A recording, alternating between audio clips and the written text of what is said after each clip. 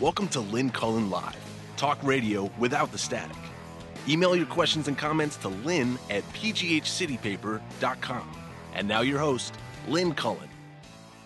Hey, how you doing? Welcome to the program. Tis I, Lynn Cullen, and my kid sister Susan is joining us from somewhere in the desert Southwest. Where the hell are you? I can't even remember. I'm in a place called Cornville, Arizona, which is right outside Sedona. Okay, Cornville. They don't grow corn in a desert. No, they don't. That was the first thing I said. Where's the corn? Right. Are you talking sort of softly to? I mean, you're okay. I am. You sound like you're afraid of waking somebody. I vaguely am. Do I sound okay now? Well, no, you just sound like you're talking like this. I mean, we can hear you just fine, but you sound like you're talking kind of like this. Are you right near where they're sleeping? It's okay. Yeah, right outside their bedroom door. Okay. All right. Well, the thing is that we are surrounded by mountains here, so it's very hard, as usual, to get cell phone reception. So there's one spot in the middle of and the you're place in it. which we are staying with. All right. I'm in it. Okay. Well, you sound a little like an obscene phone caller, but we'll go An with obscene phone caller? Yes. Yes. Hi. What? Sort of early for you, I know, but all right, Suze. It is. It's 7 a.m. I know. It's 10 here, so 10:02 to be exact. Anyway, so thank you for joining us, because I know it's not easy getting up that early and being coherent. Of course, we don't really know if you're coherent yet, although you've so far been pretty good. Okay, I want to start because, either the entire American experiment is falling apart before our eyes or not.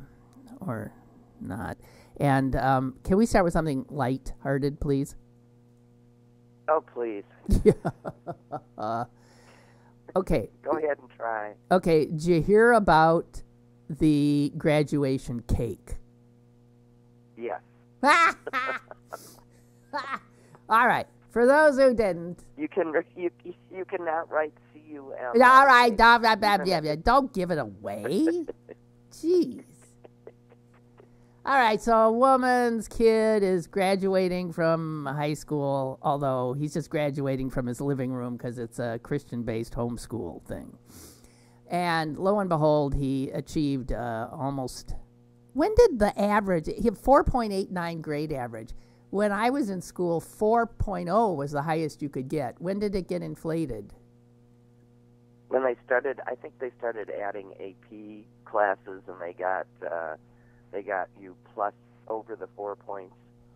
I think that's how it worked. I can't remember. Okay, so how high can it possibly go? So it could go. I think 5. 5. I think 5. I've Okay. never heard that. I've heard 4.1, 4.2. I've never heard anybody getting 5. Well, just hang on.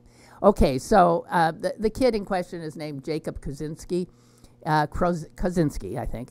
And he lives in Charleston, South Carolina, and he just finished his homeschool, Christian-based, blah, blah, blah, blah, blah. And so his mom wanted to throw him a big graduation party, and she ordered a cake from the nearest grocery store. And I guess...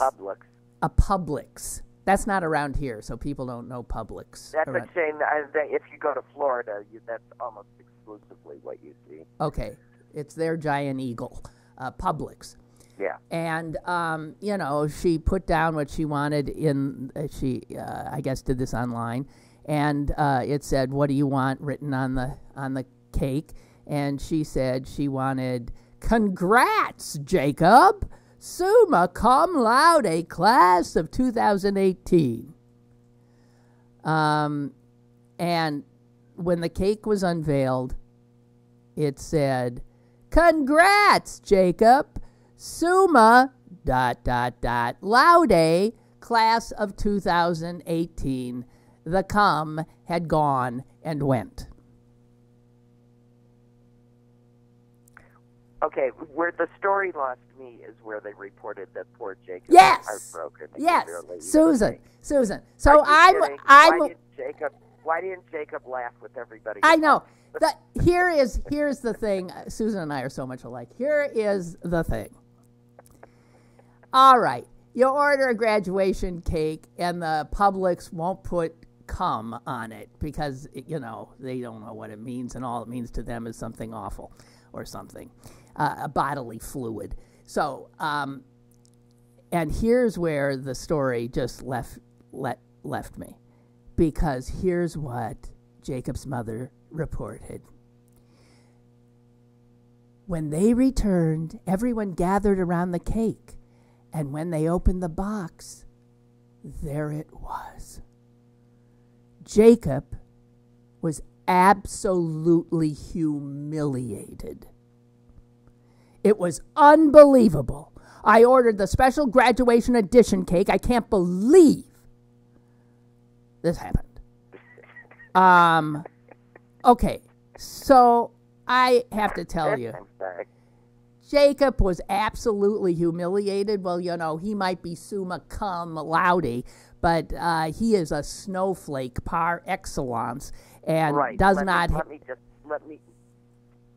Can I interrupt for a yes, second? Yes, Say yes. that perhaps if that's all it takes to humiliate your child, and they are now a high school graduate, that homeschooling wasn't the best route for them. That's and right. They needed a little bit of real world training, because you're going to get a whole lot more humiliated than ... in your life. Right, exactly. And it was fun. I know. It's funny. And then here's the second thought that I had.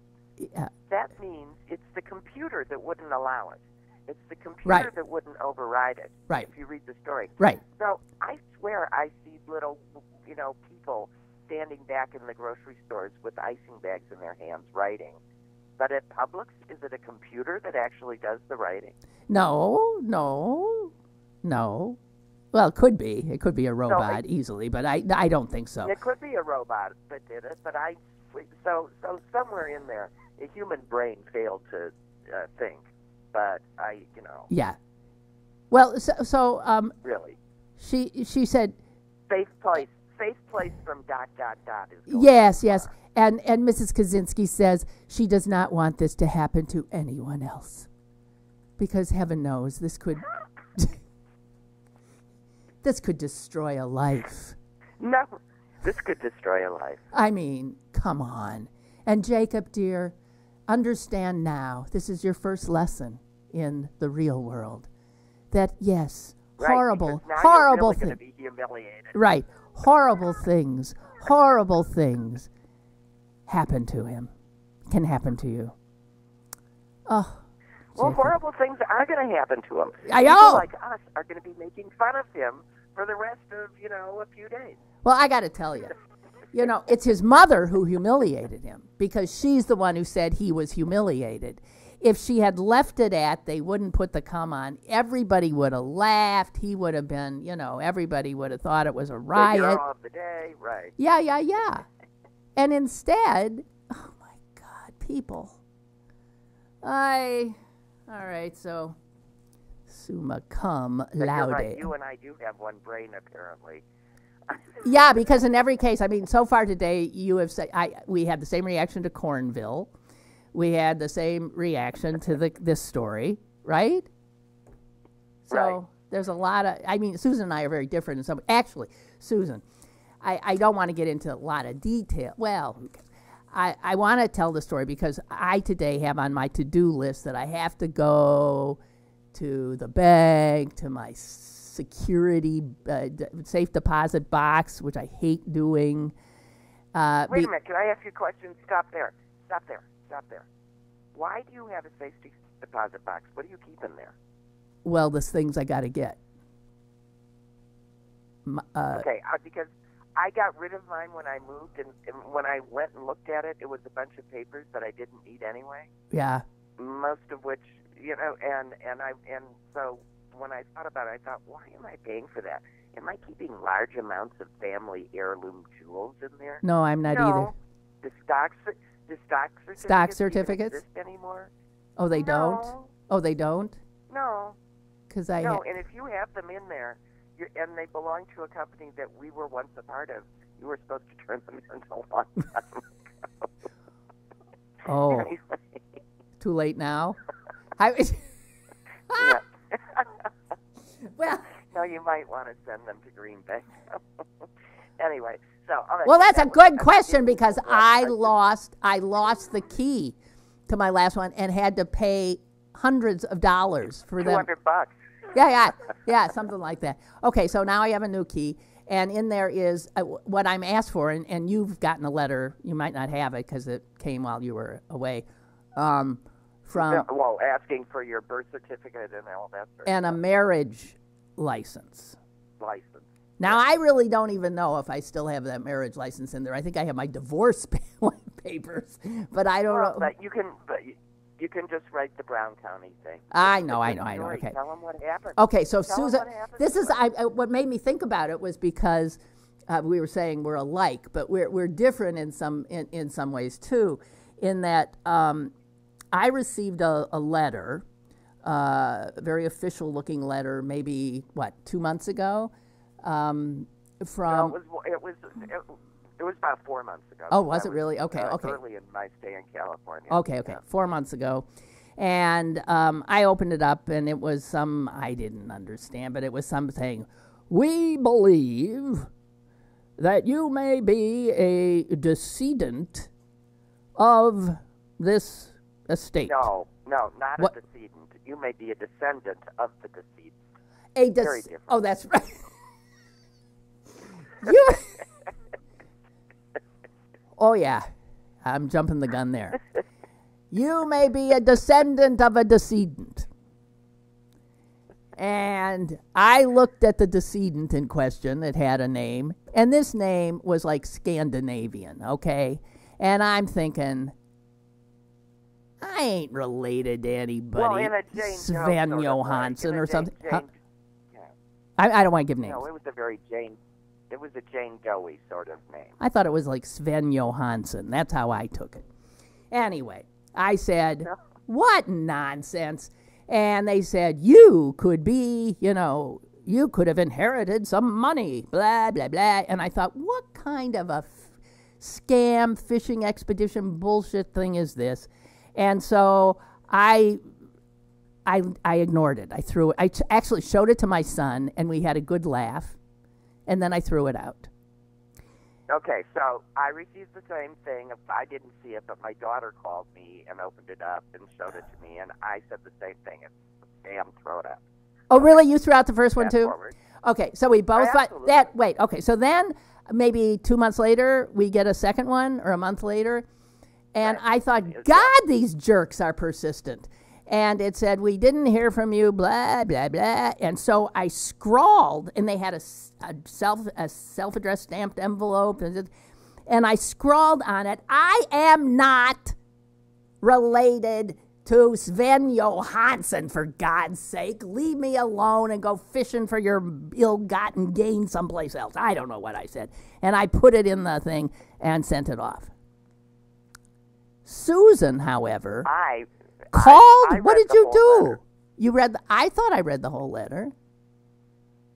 Well, no, or maybe they sent a third letter. Because I was gone, I opened that second letter when I returned, and then immediately after there was a third letter, which said, since you clearly aren't interested and haven't responded, and then they told me why they thought I was a descendant in that letter. Well, I didn't get a letter like that. I got a letter that said, Because you told them to go jump in a lake. okay, but Yeah, you I told them got to a go letter jump in that a lake. said, we spoke to your sister, we had a delightful very nice. conversation with your sister, who was essentially, she said, a whole hell of a lot nicer than you bitch. That was sort of the content of the...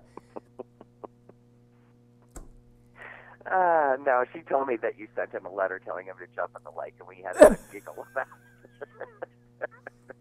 Okay, so... So the interesting thing, a little backstory. Yeah. Our paternal grandfather was the child of a man named Jacob and his first wife who died. And our grandfather, William I, and this is somewhere in Lithuania or Poland or wherever the flag was that day, and he was basically kicked out of the house by father and second wife, who didn't want to have anything to do with him. An evil stepmother. An evil stepmother. Evil stepmother who sent my poor 13-year-old grandfather over alone with a ticket in his pocket to the United States, where the Cinderella, the male version of the Cinderella story happened, and he grew up to marry well, have a handsome family, and establish a little empire in Green Bay, Wisconsin. But back to the old country, father Jacob and second wife Mary have 8 children. None of this history is known in any way to anyone in the Miller side of the family, because it all happened after any of our direct antecedents had left. So they didn't know any of these people. So clearly, one of them comes to this country and dies without heirs, and they find William I, and then they find our father, our 5 extant cousins and us. And they couldn't find our brother because there are too many William I. Millers, and they didn't know which one. So they just left him off. And they found you. You told them to go to hell. And they found me, who after receiving the 3rd letter, did a modicum of research, called them up and said, "Say, how big is this estate?" Now, wait a minute. So here is, how odd is it? So our grandfather who was thrown out of the house by the evil stepmother and sent packing across the ocean, penniless, all that kind of stuff. It's an astounding story how he did. How he made it. I mean, it's just beyond belief. It's a classic American immigrant story. Well, But so we didn't ever know I don't think he didn't know he had all these half siblings. He didn't know. And so to me, this is we've already got the inheritance. They're sending me a copy of the family tree that they managed to put together. So we've never known. This is amazing. No. And as I said to this woman who called, I said, there are so many levels of this story that I am so delighted with that I called you. One is that I have a branch into a glimpse into a whole other section of the family that I didn't know existed. Yeah, we thought it was closed 2, off. That karma exists, and that I said, I don't really care about this money. I don't care if you guys with your fees and the lawyer with his fees gets it all. If I get a look at that family tree, and the karma is that woman who kicked my paternal grandfather out of her home at the age of 13 is left with no descendants, and only his descendants get the money. There's something that's right. Poetically just about that. Oh, that and is the woman so... at the other end said that is. She said, Ouch. It's so much fun to do this work, because this is what she does. She said that's one of the best stories I've heard. Okay. But the underbelly to that story is what happened to those 8 is the Holocaust. And my guess is the Holocaust. Right. So we've got to figure, that as far as we know, from there, all their work. Turn Susan's volume up, I'm being told. I'm 10 times louder. Well, that's generally true. Okay, that's as high as it's not always true. I'll try and talk a little louder. No, but so you don't care about anybody sleeping now. Okay. Nah. So listen. I'll try to be quieter. So, so they had how many? 8 other children? 8. And we, as far as this company, whose job is to look and scour and find, there's only one of those 8 who got out. We know one emigrated because that daughter survived, and that was the decedent, and she had no heirs. Okay, so I was saying Sven Johansson, but it's a Svenina Johansson. Her name is Olsen. All right. Her name is Olsen. It's still, jeez. So And I explained to her why we were all telling her to jump in the lake, because the name did not sound like a Jewish name. Right. And there were 3 Norman Millers in Green Bay, and I just thought she picked the wrong one. Right. It just didn't make any sense to me either. So anyway, so that's the story. And now, I mean, we don't have any idea. And I mean, it's not like we're going to come into $1 million or anything, but who knows? And I love the fact that, right, this is payback for kicking my grandfather out of the house. Jerk off. Anyway, so I have to now prove I am who I am beyond a reasonable doubt. Right. And I have to do that when I get back, too. I have to send in all of my birth certificate and my marriage certificate. Like how I... And by the way, this woman clearly lived in Chicago, in the outskirts of Chicago, because her... the attorney is in Chicago, in the suburb of Chicago. Right. So how odd.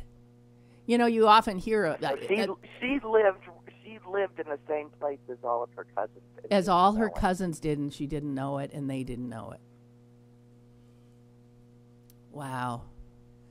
Well, so there you have it. I mean, that's, I thought, a pretty incredible story, but so we thought we'd share it. I mean, it's the kind of thing people do. Oh, yeah, sure.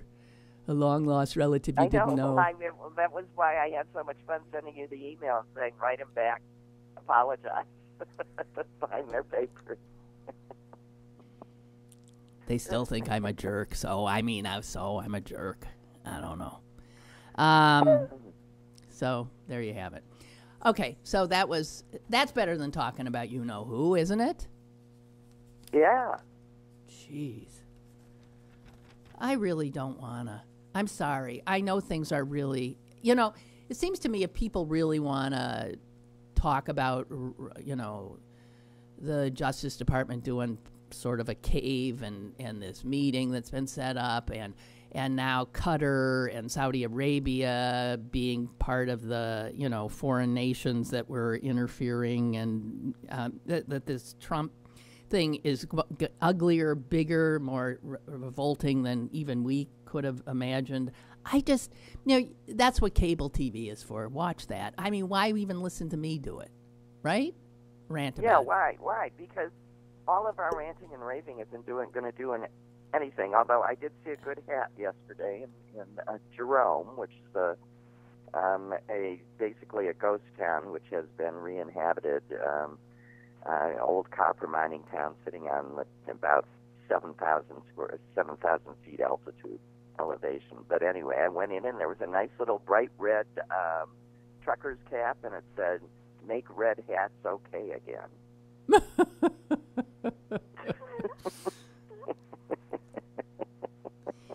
Oh God! Somebody pointed out why that this guy that this stupid hat thing. And why it had originated, and I had never thought about it. I mean, he always looked like such an idiot on the campaign trail with that stupid hat on. It just didn't look like. Do you think he ever wore a hat like that in New York? He'd never worn a hat like that in his life. And people. No, it would mess up his hair for crying out but loud. It was about his hair because he had. It was to keep it from blowing. It was to keep it from, you've seen some of those pictures, because if the gust of wind hits it in the right place, it goes literally a foot into the air, the whole comb over. Right, you find out that his hair is he could have a really nice ponytail. Yeah, that's about it. He could have a really longer than mine. He could have a longer ponytail than me. But it would have to be on the top of his head. So, like my little niece Winnie used to wear her hair with a pigtail right at the top of her forehead, looking like a unicorn. Yeah. So, all right.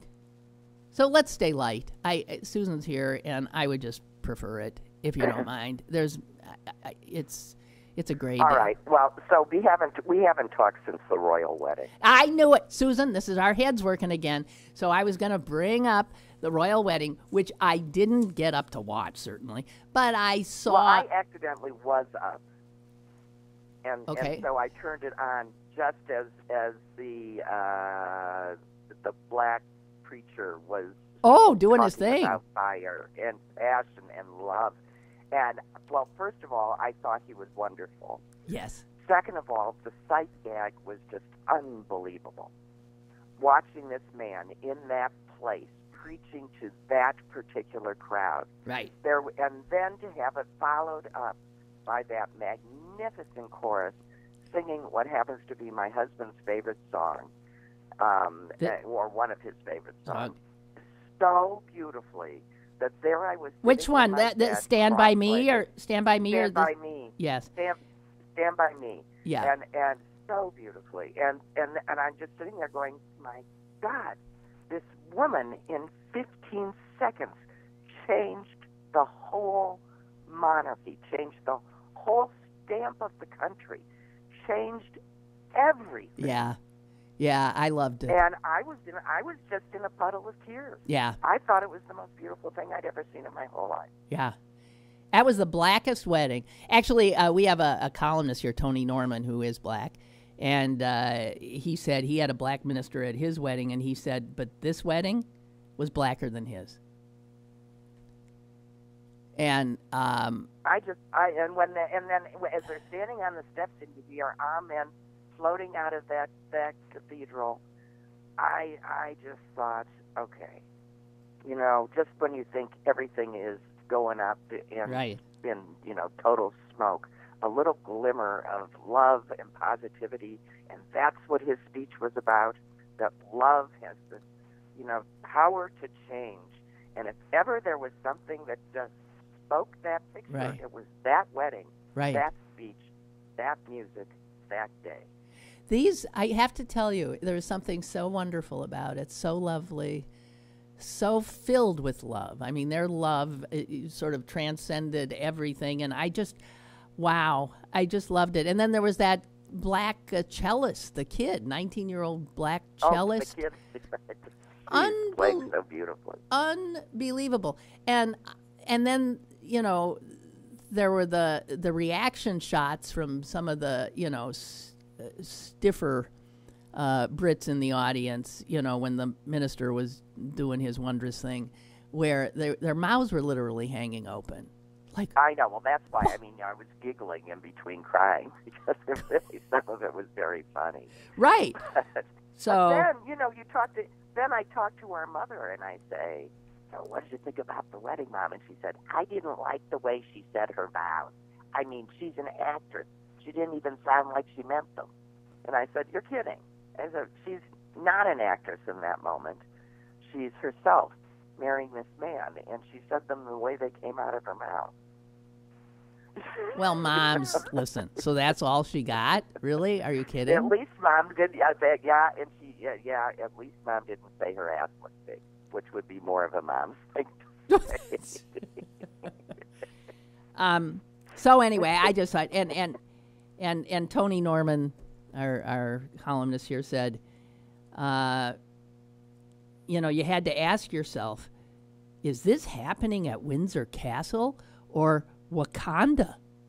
He said, you're witnessing a very, very good wedding. Well, I'm glad to hear that other people felt that way, because so far I've been getting negative reviews. I didn't like her dress. I didn't like the way she said her vows. I thought everything was totally magnificent. It was moving, and I didn't even see it. I mean, I just looked at still pictures later, and I was so moved. And I listened to the guy's sermon later. Wow. Yeah. Well, listen, pull up the Stand By Me, and you'll... Okay. And he's a real progressive, that guy, the head of the Episcopal Church here, the bishop. Right. Because he also, somebody, I saw on Twitter a picture of him, he went up to, is that North Dakota, when the pipeline thing was going on with the Native Americans up there? He was up there? Yeah. So, I mean, he's very much, as is she apparently, as is Harry, which is why Harry and Obama are tight. They're good and people. Harry loved what he heard. Yes, Harry loved was it. Subversive. Love that him. Poor little boy took all of that trauma and turned it around, and seems to be turning into one hell of a magnificent man. I also think he's not related to the royals. You think he has a different father? I do. I don't think he's Charles' son. Well, that's just wishful thinking. No, and I'm hardly alone. Have you ever seen the picture of, I forget the guy's name, who... The captain, whatever his name was? Yeah. If that's not his father, I'd like to know who is. Redhead, good-looking guy who was very tight with Diana during her unhappy marriage. If that's not his dad, obviously DNA could do it, but no one's going to do that. But I don't think he's blood, as they say. Check it out. Check out that. Really, have you seen that guy's picture? Yeah. Tell me it's not. I not. just don't go there with people. Just saying. Well, there's no reason why you wouldn't be right, but, what difference does it make? Well, it might explain why he's not as much of a twit. No, it might. Okay. So there was this other thing. I've seen a few things on Twitter last few days that made me laugh because it's so true. Somebody tweeted this a few days ago. By age 35, you should have a kitchen cabinet dedicated entirely to plastic bags that contain other plastic bags.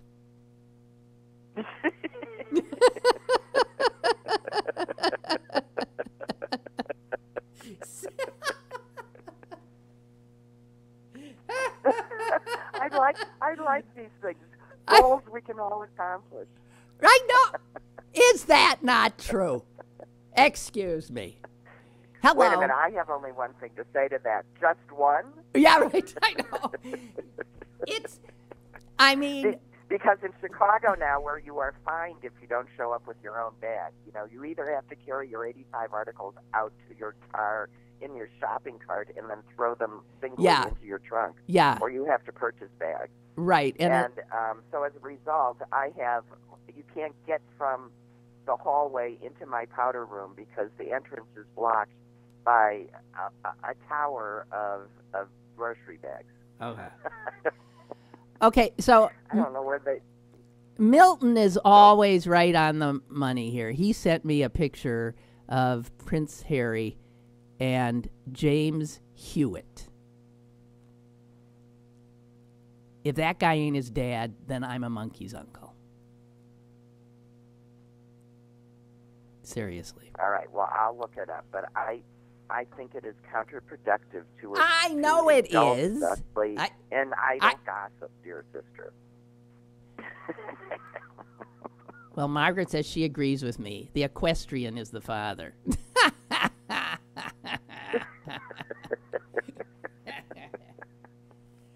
We don't talk about those things in royal circles. Shit happens, I know. But so, back to the... it's like Jews. If you come out of the right womb, you count. Right. I guess so. The white womb. The right womb. The right room. The white womb. Whatever. So besides the plastic bag thing, then people started coming up with other stuff. And somebody said, there's always a fork. There's always a fork that if you pick it up, if it's in your, cutlery drawer, you pick that fork up and you think, can't. There's one fork you just don't like. One kind that's got yeah, is going to stab the roof of your mouth. Yeah, right. Something. I mean, that might be, that's sort of true. And here's another thing. There is a drawer or a box full of tangled cables and connectors to who the hell knows what. and you're afraid of throwing any of them out because you might need one, and meanwhile you don't have a clue what any of it is for. Is that true? Do you not have such a tangle? I moved my box like that from St. Louis to Chicago. And now now all of those things live in a drawer in a unit in my living room. And I decided one day, I haven't needed any of those for 5 years, and I threw them all out. Oh, good. Okay. So I keep it. All you need, one of them might be a USB cable. You have 85,000 of those anyway. The others are just little, adapters that you plug into the back of a device and then plug it, and they all sort of are interchangeable. Throw them out. Well, I still have them. Any of them. Well, the thing is, I keep asking my son, who's responsible for most of them, I would believe, I said, hey, go through do you need any of these? And you know what? He goes through this spaghetti and he pulls out maybe one. I don't need that. And the others, you can tell, he says, well, I might, so he's already into acquiring his own Well, then box. It's his box, and give it to him. I'm telling you that all of your electronics are already, Lynn, all of your electronics are already hooked up and operating. So what would you possibly need any of those for? All right. They belong to things that you threw out 10 years ago. Okay. And as long as everything that you own electronically is hooked up now and operating, those are not anything you need. So dump them. Okay. All right. We're upsetting Ray, who hates the Royals. Oh, for Christ's sake, is all he wrote. Ray, even you would have liked this one. I mean, I know. Yeah, you would have. Because I'm saying they're not royal. That's what I'm saying. I'm saying he isn't really a royal either. And that's why this was such a good wedding. That's all I'm saying. It's a good one. Yeah. Oh, my God. Okay. I'm trying real hard here not to go to the dark side. Anybody have any more of those things anything like that? No? I was cleaning out part of my garage the other day, and I came upon a box with 4 cameras. Wow. I know. One of which was a nice one, a big, with a Minolta thing. And are you trying to say a large lens? Yeah, and a really good, Yeah. And the others were, smaller, but some of them were really nice. They were like the camera to have. And you realize that, does anyone, other than people who, for a hobby, still take photos with film?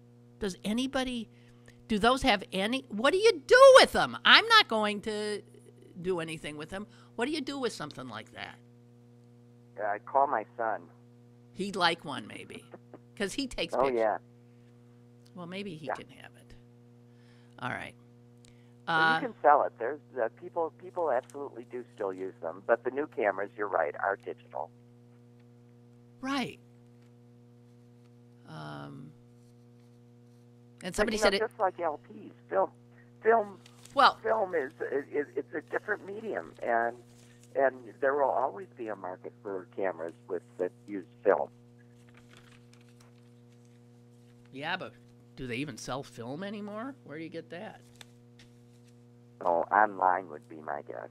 Okay. Amazon. Screw them. Okay, so I had this thought the other day, and then 2 days after, there was a story on this very thing in the New York Times. And here, the thought, I actually had scribbled it down. I must admit, I was stoned. And I was watching television or something, and this brilliant thought came to me, and I scribbled it down. And I thought, this is something I could talk about on the show. And then the next day when I looked at it, I thought, maybe you should do a segment once a week of things I thought of while stoned that I thought were brilliant. Go for it. Well, but the weird thing about this one, and then when I saw it the next day, I thought, nah, I'm not going there. But then there was this article that said the same thing. Here was my thought. Let's say you wear a size 2, which for all I know you do. Hello? Hello? Hello? Susan? Can you hear me? Yeah, but you disappeared for a second. Hello? Okay, here I am. Here I am. Can you hear me? Yeah. Let's say you wear a size 2. Okay. Which I said you might. I don't know.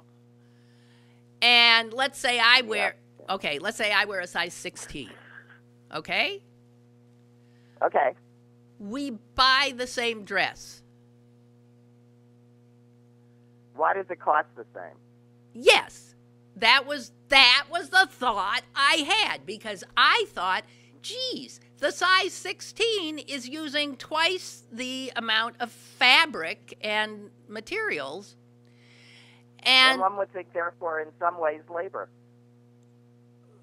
I thought, why? So it's like a tax so that tiny people are paying more for their clothes than they should, or bigger people are getting a deal. But either way, it doesn't make sense to me. And I thought, so that was my stone thought. Is that I mean, that makes sense. I agree. That makes sense. But I mean, it's true even I've had that.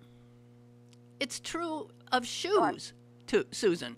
Think of a size 4 shoe and then think of an 11. I mean, my God, there's twice as much. But they cost the same?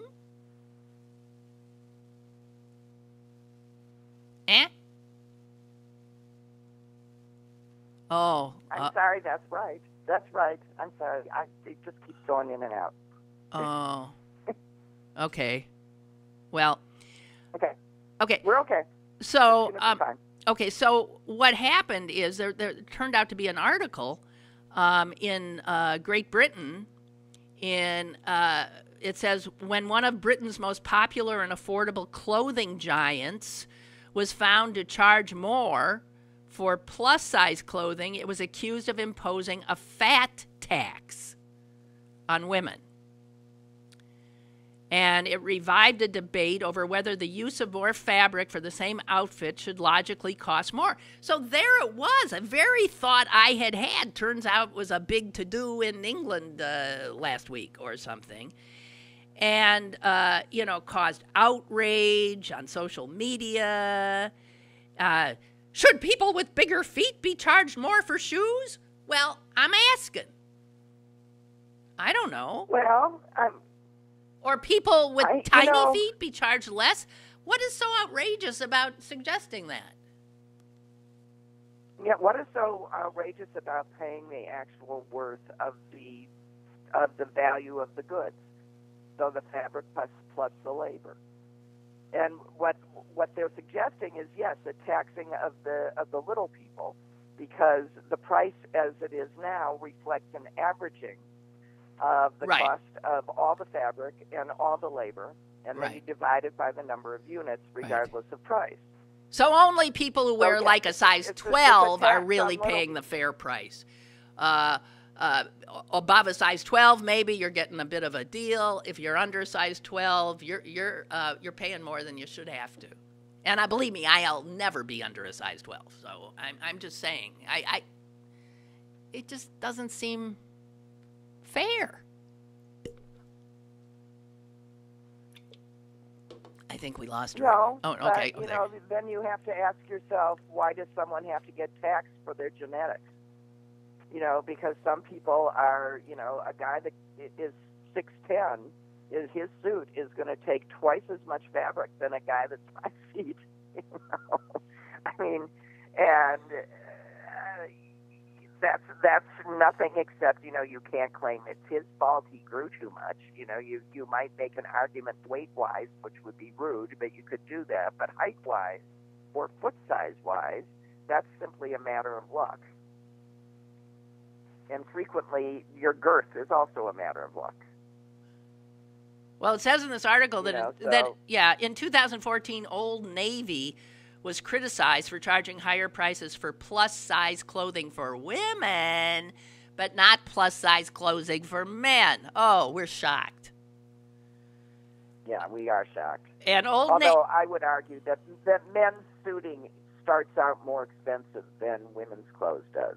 So Old Navy refused to lower its prices, arguing that women's clothing had contoured waistbands that cost more to produce. Who knows? I don't know. But here is the chair of the National Obesity Forum said it was reasonable to charge more money for larger clothing. And she said people should pay for the material and time required to manufacture the item. Yeah, I agree. He added that many smaller people felt they should have discounts and asked why they should subsidize people who wear larger sizes. That was my stoned thought. Well, but that's the same thing as charging more to iron a white woman's blouse, a white blouse for a woman, not a white woman's blouse, a white blouse for a woman, right, as it would for a white shirt for a man. But the blouse is. You know why, Susan? Though I was told they actually have why. It's because the machine that they do them on wants the buttons on the man's side, not on the woman's side. So the women's blouses get done by hand. The woman's blouse is done by hand, right, and requires more labor. Because the machine is designed to have the buttons on the left. All right, so fine. Design a machine that goes the other way, and then women don't have to be taxed more for their. Or design a machine that, it turns. How hard would that be? It comes up, that little press on the top, rises up, turns with the press of a button on a swivel, and goes to the other side. It's bull. They can make up any excuse that they want. It's bull. Right. I think so, too. Hey, Larry has chimed in. He's very obviously excited. Do the show with ideas you got while stoned. He likes that idea. And no problem. And he says, we have to all get stoned to listen to the show. Well, that's up to you. But, so that was one of my stoned thoughts, is do a segment on stoned ideas. Wouldn't that be funny? It may or may not be. I don't know. Not bad, but it's not like, never mind. So. Well, I always think I have the most eloquent, ideas, and they come out so beautifully. When you're stoned. And then I look at them, if I do try and write them down, I look at them and I go, well, okay, so what? Sometimes. But, I once said to people, I think I write better when I'm stoned, and I because you're uninhibited. Yeah. I'm more uninhibited. I see more. I just, my brain is much more open. It's why a lot of, it's why Louis Armstrong got stoned every day of his life. He played better music when he was stoned. So, well, that and he was Jewish. That and he was Jewish he was raised by Jewish, just good people. Did you know that? Yeah, but why would his being Jewish make him be? I don't know. You just wanted to say he was Jewish too. Louis Armstrong. Because I think that's interesting. Well, he wasn't Jewish. He just he loved this Jewish family. He was busking on the street. He was busking on the street at age 7, playing his horn, and this woman took him home.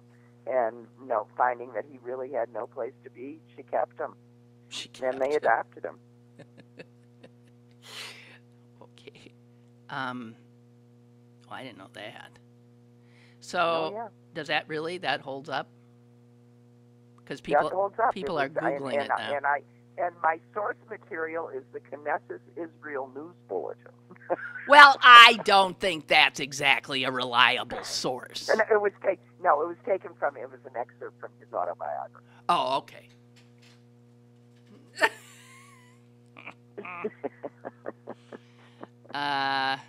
Where was I? Dang it. I've lost sight. Oh, I'm just coming up with random happy things. yeah, well, I'm trying to, too. Committing suicide in the middle of the show. I know. I am, too. So I just wanted to invite everybody to an event on June. Well, it'd help to know when it is. June 21st. Okay? So that's like in a month. I have no idea what the date. Yeah, it's about a month. June 21st. That's a Thursday at the New Hazlet Theater, ladies and gentlemen. It is a live taping of Dan Savage's Sex and Relationship Advice podcast. Okay? And I'm emceeing the event. Am I going to be uncomfortable? Oh, say hi to Dan. My daughter listens religiously. Oh, really? Well, yeah, she's a fan of his. Yeah. Well, Dan Savage is, yeah. What I'm doing emceeing it is, I don't know. So,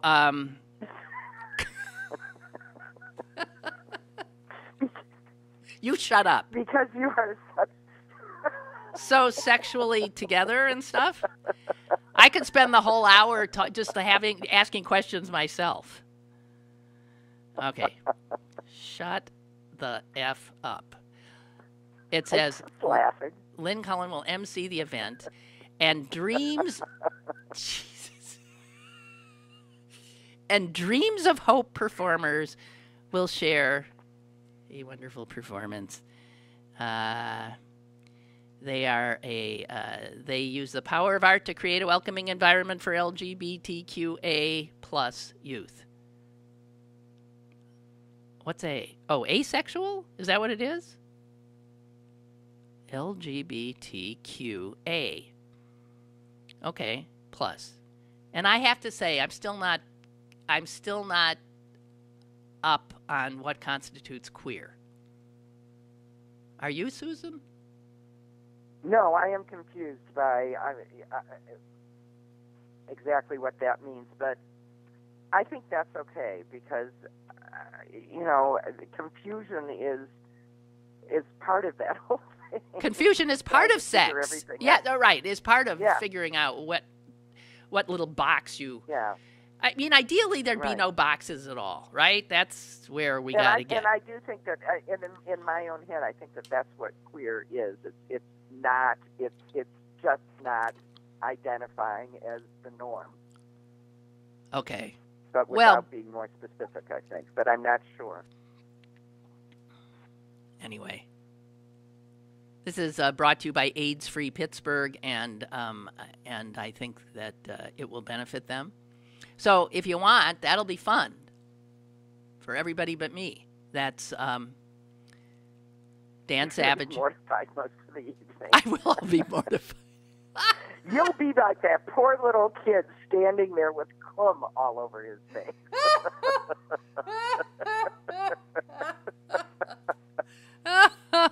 Shit. Okay. I'm sorry, but somewhere that was asking to be said. Susan, this might be as funny as the what's his name, Gray event that Mom and you came into town for. What was that guy's name? Oh yeah, the Joel Gray thing. Joel Gray, right? This might be equally incredible. Okay, we have a call. Actually, hello, caller. Hi, Lynn. Hi, Susan. Hello. Probably in the interest of keeping it light, I'm just going to go a little bit back to what you were discussing earlier and adamantly agree with Lynn that, and this is coming from someone who doesn't think the royals are, my God, 21st century, we're discussing the royals, are any more worthy of attention than the Kardashians, and I loathe the fact that the Kardashians are celebrities.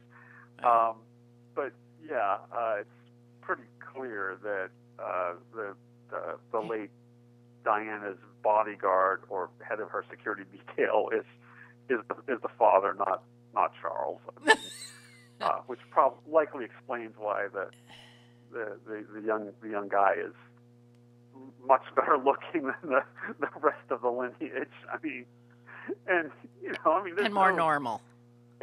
He just seems normal. Yeah, look, I have to be honest.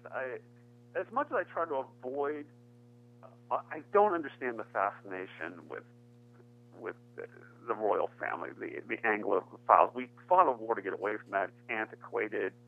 Their antics are silly. They and the current. It's a harmless distraction. Yeah, sure. But I have to admit, I always just felt some. I did feel some sympathy for Charles, who. Yeah. It just seemed like. Me too. And Diana. I mean, they were two people whose lives were made miserable. I mean, they always looked miserable together for the most part. They were pushed into a relationship by all these expectations and conventions, and neither of them wanted that. And I don't think, but regardless, it's clear that's not it. I mean, there'll never be a DNA test. That wouldn't be allowed. No. But yeah.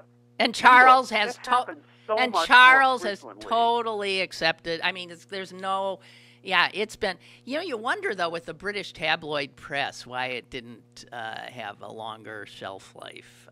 But even the British tabloid press decided to back off, which is amazing. I mean, it's look in my own family, on both sides, on my my father's side, my mother's side, on my mother's side, there's a cousin. First cousin. It doesn't matter. Twice removed. Yeah. Okay, and I know her father is not her. I know her father is not her father. It's my younger brother's best friend, who dated her while I mean, and then on my father's side, there is an immediate. There's a woman I always knew as a cousin, an older cousin, who in fact was my father's half sister, and I think this happens all. No one will talk about. Yeah. It happens all the time, and that's why this stuff is coming out more and more because more and more people are doing those genetic tests, and lo and behold. Well, if Harry had been more in direct line to the throne, it would have been more of an issue. But he was always the spare, so why bring it up? Yeah. Right. In total agreement. Yeah. Okay. Yeah. Okay, John. Thank you.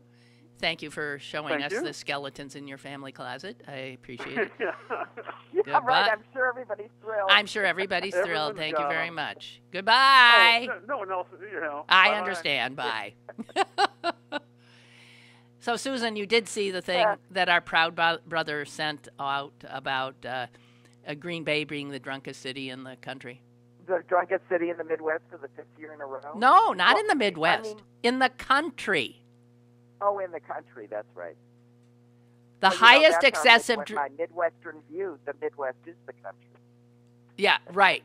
Well, it turns out all of them are pretty much in the upper tier. But what's weird is that 10 of the top 20 are Wisconsin cities. I mean, the first 4 are of the national drunkest cities are Green Bay, Eau Claire, Appleton, and Madison. Well, and Green Bay and Appleton are basically the same city. They're 20. No. I mean, no, they're not the same city. No, they aren't, but, And Fond du Lac and Sheboygan are in there, too. The whole Fox River Valley, right. The whole Fox River Valley. Well, but does that, just think back to our childhood. When we were children, at the age of 18, you could drink beer, and at the age of 21, you could drink hard liquor. So every kid, when they were 15, immediately scribbled a fake ID on a piece of paper and laminated it with a picture, and then you were, voila, 18, and you could go to all the 18-year-old beer bars. And then when you were legally 18 for real, your fake ID made you 21, and you could go to all the 21-year-old bars. everybody knew it. The cops, would stop you and say, try and drive a little straighter and get home safe. I mean, don't you remember that? It's the culture.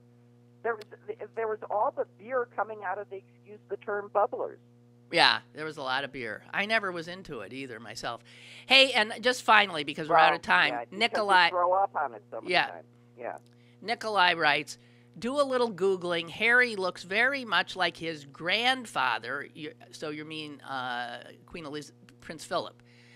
Harry looks very much like Prince Philip at the same age. Okay, all right. Okay, all right. There you have it. Who knows? It's just idle gossip. Idle gossip, because it's better than talking about the fact that the United States of America is going to hell in a handbasket and Donald Trump is our president. No longer exists. That's right. I mean, I'm sorry, but I can't do it 24/7. Can't, and you shouldn't either. And that's my advice for today. Since after you left yesterday's show, I was so depressed. I depressed myself so much that I thought, can't do it anymore. But I will. But taking a break today. Thank you, Susan. Here, and I'll leave you with, wait a minute, I just want to leave you with one depressing thought, and that's that I am so old that I can be in wine country and only manage to do one winery day without being sick as a dog. Aw, shoot.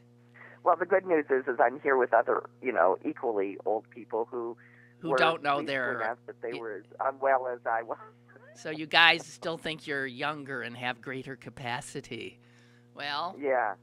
File it away. Okay. Thanks, Suze. Oh, okay. Bye, Nico. Lynn, whatever your name is. That's whatever. Bye. Bye. And guys, thank you. And see you tomorrow. Bye.